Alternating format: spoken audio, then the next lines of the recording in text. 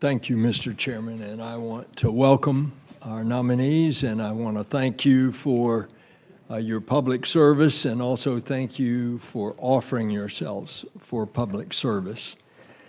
In the interest of time, my opening focus will be on the NASA nomination, and I'll include a statement in the record with regard to the other witnesses. The chairman has already said it, that of course I am passionate about NASA having a qualified and elected leader, and it comes from the deep respect that I have for NASA.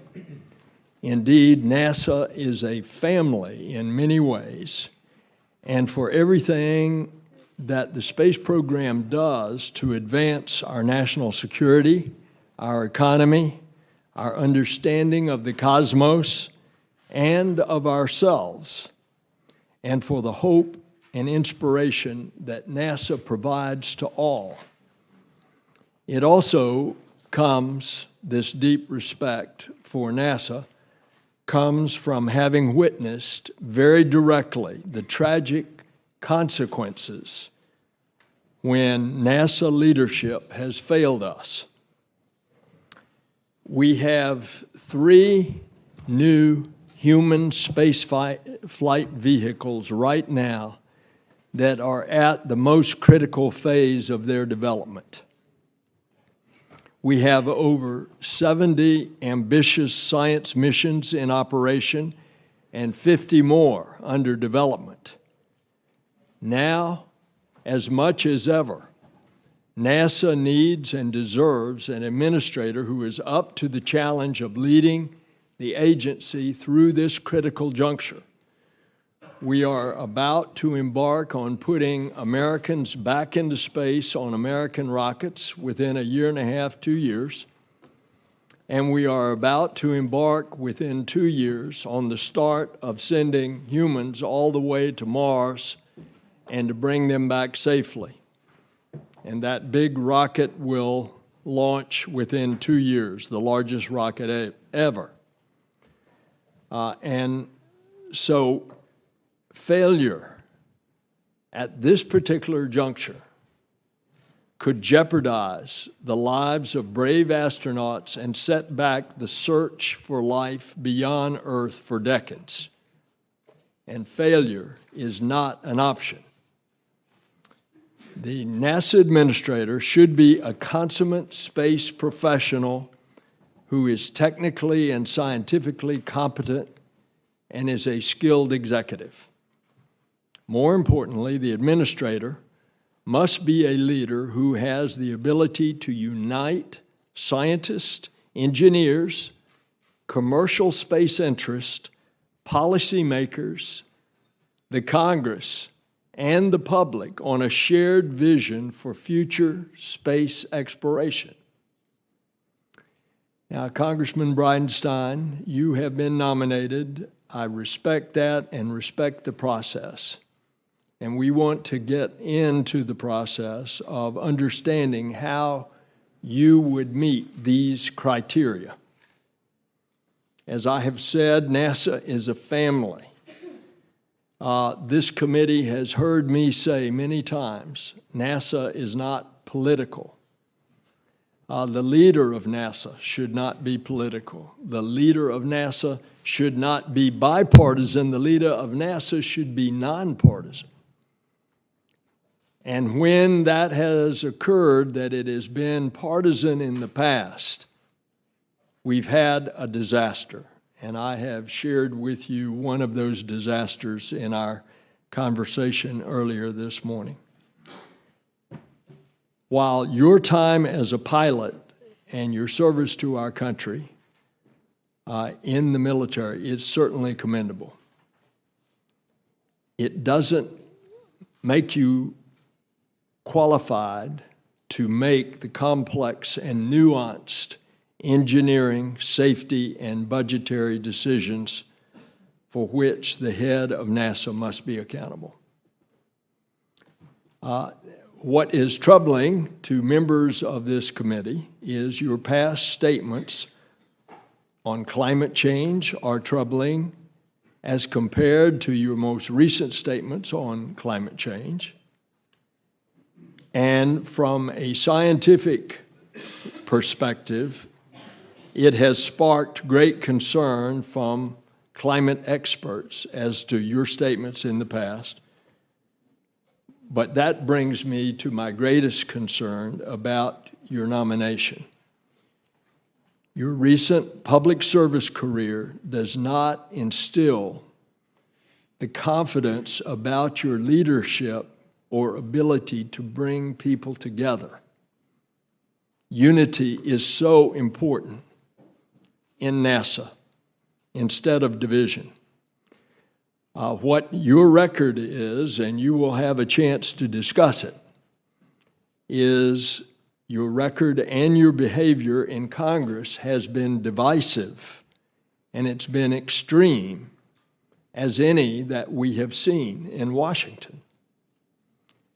And this senator is wondering, how does that fit with a leader of a technical agency where unity is often right on the line as to what is going to happen in success or failure of a mission or a program? You have advocated for discriminatory policies toward the LGBT community. That runs contrary to the civil rights of Americans. And on the House floor, you had called President Obama dishonest, incompetent, and vengeful. And you followed up by calling Vice President Biden equally unfit and even more embarrassing, end of quote. But the divisive behavior and remarks doesn't stop there, and it hasn't been reserved just for Democrats. You attacked Speaker John Boehner for reaching across the aisle. You later tweeted your opposition to Paul Ryan because he was critical of the vile remarks that candidate Donald Trump had made about sexually assaulting women. You made television commercials and thus has evoked the comments that have been made publicly by our colleague, Senator Rubio. You made television commercials deriding his work to find common ground on immigration and claiming that he was working to make America less safe.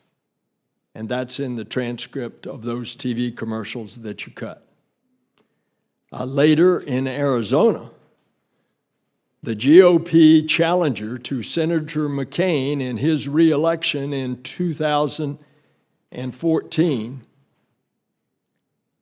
you accused, the GOP challenger had accused Senator McCain of being directly responsible for the rise of ISIS. And then you endorsed that challenger in her Republican primary against Senator McCain. I think most of us here would believe that Senator McCain is an American hero.